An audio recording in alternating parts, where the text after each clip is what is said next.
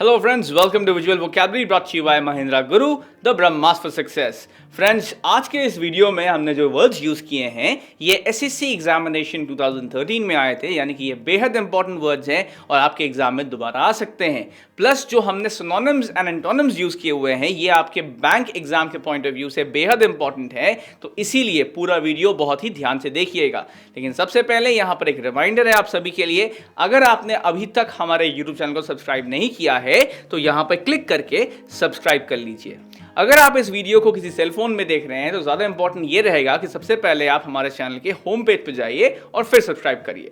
तो आइए शुरू करते हैं आज के सेशन को, और ये है हमारा प्रीवियस वोकैब चैलेंज जो हमने आपको पिछले सेशन में पूछा था।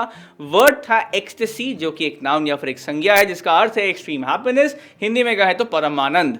हमने आपसे ये पूछा था कि यहाँ पर वो मिसिंग सिनोनिम और वो मिसिंग एंटोनिम कौन से हैं जो हमने आपको बताए थे विजुअल वोकैबुलरी के एक पिछले सेशन में। आइए देखते हैं वोकैब चैंपियंस कौन है हमारे आज के, और ये रहे हमारे वोकैब चैंपियंस। ये है मिस्टर प्रशांत सिन्हा सर, मिस्टर आकाशदीप सर और मिस ज्योति झा। इन तीनों को हमारी महिंद्रा गुरु की पूरी टीम की ओर से बहुत बहुत शुभकामनाएं। अगर आप हमारे साथ ट्विटर, इंस्टाग्राम और साथ ही में फेसबुक पे जुड़े हुए हैं तो आप इन तीनों का प्रमोशन वहां पर देख पाएंगे। एक बात का ख्याल रखिएगा कि आपके YouTube अकाउंट पे आपकी अपनी प्रोफाइल पिक्चर होनी चाहिए, क्योंकि हम तभी आपको as a vocab champion promote कर पाते हैं। आइए देखते हैं सही उत्तर क्या है, और ये रहे सही उत्तर। The synonym, the correct synonym was elation and the correct antonym was depression. तो आइए स्टार्ट करते हैं आज का सेशन और देखते हैं आज का पहला वर्ड। देखिए ये रहा आज का पहला वर्ड जो कि है बैरन। अब बैरन देखिए एक एडजेक्टिव या फिर एक विशेषण है जिसका अर्थ है unable to support growth, Hindi में कहें तो बंजर। तो जो बैरन है देखिए ये एक विशेषण है, इसका अर्थ है बंजर। अब देखते हैं इसकी इमेज। अब देखिए ये रही आपके सामने एक इमेज, और इस इमेज में आप देख सकते हैं कि हमने एक बंजर जमीन आपको दिखाई हुई है, और वही हमने लिखा भी है फिल्म में, this is a blank space piece of land. तो हम कहना ये चाह रहे हैं कि ये जो इमेज है ये एक बंजर जमीन की है।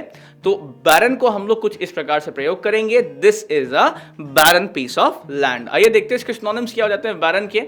आपके सामने रहे सिनोनिम्स, ये है एरिड या फिर पास्ट। तो देखिए जो पर्यायवाची है बैरन के वो है एरिड या फिर पास्ट। अब देखते हैं इसके एंटोनिम्स क्या है भाई। एंटोनिम्स ये रहे आपके सामने, ये है डैम्प या फिर फिकंड, यानी कि जो विलोम शब्द है बैरन के वो है डैम्प या फिर फिकंड। उम्मीद करते हैं कि आपको ये शब्द समझ में आया होगा। अब चलते हैं अगले शब्द की ओर। देखिए ये रहा अगला शब्द, ये है फ्रिजिड।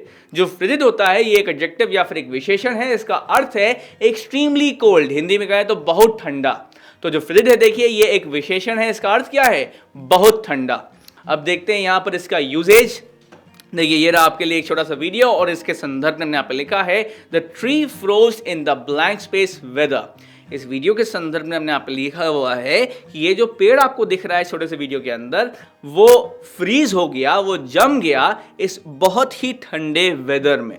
तो अब बताइए how do we use frigid in this, like this, the tree froze in the frigid weather. अब देखते हैं सिनोनिम्स क्या है फ्रिजिड के, और वो ये रहे आपके सामने, ये है ग्लेशियल या फिर विंट्री। यानी कि जो पर्यायवाची है फ्रिजिड के वो है ग्लेशियल या फिर विंट्री। अब देखते हैं इसके एंटोनिम्स है वो क्या है। एंटोनिम्स ये रहे आपके सामने, ये है हीटेड या फिर सल्ट्री।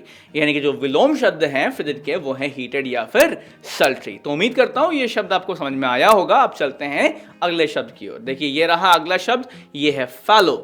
जो फैलो होता है ये एक एडजेक्टिव या फिर एक विशेषण है, ये है इनएक्टिव, इसका अर्थ है हिंदी में कहें तो आलसी। तो जो फैलो है देखिए ये एक विशेषण है जिसका अर्थ है आलसी। अब देखते हैं इसका प्रयोग। देखिए इसमें आप देख सकते हैं यहाँ पर थोड़ी थोड़ी मसाजिंग चल रही है, और इसके संदर्भ में यहाँ पे लिखा है the cat is giving massage to blank space dog. अब देखते हैं इसके, देखिए हमने कहा ये है यहाँ पे कि ये जो बिल्ली आपको दिख रही है वो इस आलसी से डॉगी को मसाज दे रही है।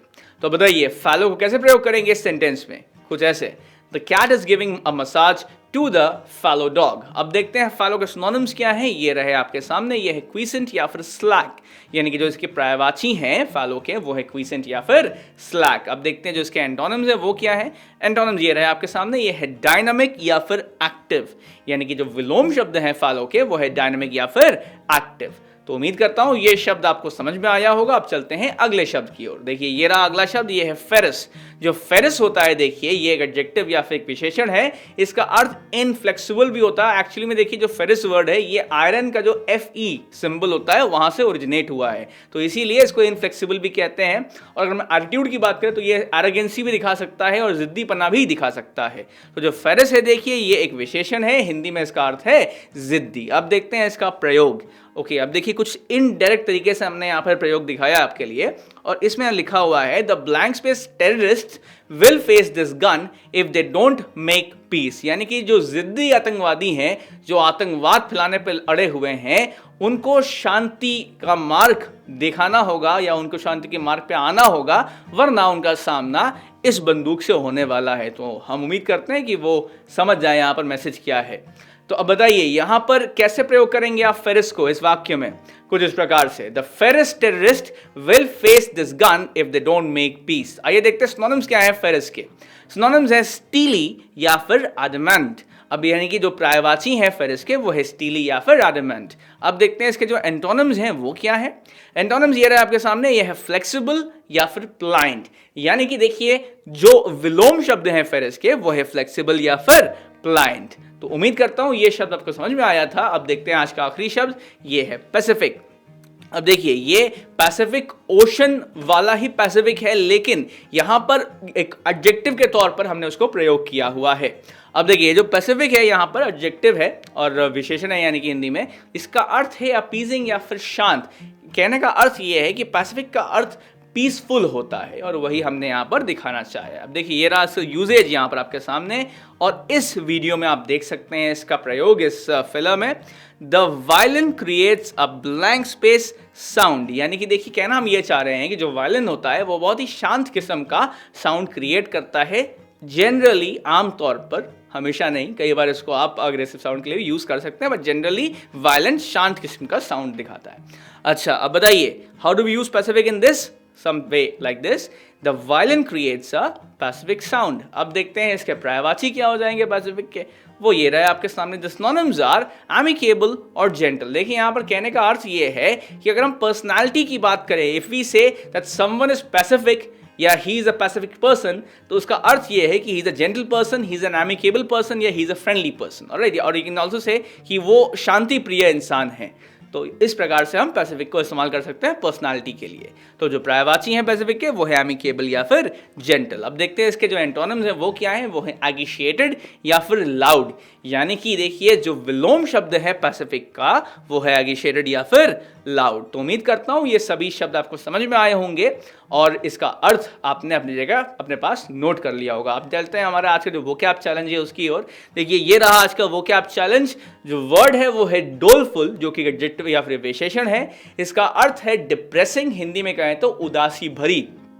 तो जो डोलफुल है ये एक विशेषण है, इसका अर्थ है उदासी भरी। आइए देखते हैं इसका यूजेज। ये रहा इसका प्रयोग या यूजेज, और आप देख सकते हैं यहाँ पर एक छोटे से वीडियो में एक इंसान को हमने लिखा है ही लीड्स अ डोलफुल लाइफ, क्योंकि उसकी शक्ल से ही लग रहा है कि बेचारा बहुत उदास है। तो अब देखते हैं इसका दिया हुआ सिनोनिम कौन सा है। इसका दिया हुआ सिनोनिम है डोलरस और इसका दिया हुआ एंटोनिम है इलेटेड। अब ध्यान सुनिए आपको क्या करना है।